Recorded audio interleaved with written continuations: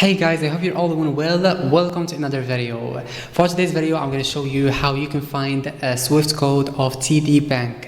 It's not something difficult. I'm going to share with you the steps right now in order to know how you can do it. Okay, so now I'm on my laptop and that's the website of Wise. So you need to go to just search for Wise Swift code like this and click on the first website that you're gonna find, and you're gonna go directly to this page.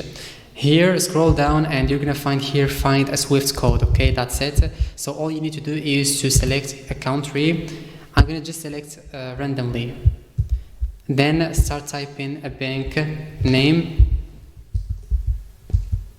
Okay, I'm just choosing randomly, so choose or try to fill with the correct info.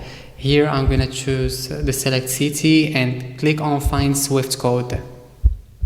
Okay, and let's scroll down, and as you can see guys, that's the code, or that's the Swift code. We just find it. So all you need to do is you just click on copy and it's copied. Okay, and if you want to know more info, you can just click on more information and you're gonna find the info. So this is what you can do in order to find Swift code of TD Bank. So this was the video. I hope it was useful to you. If it was, don't forget to like, subscribe to the channel, and see you in the next video. Thanks for watching.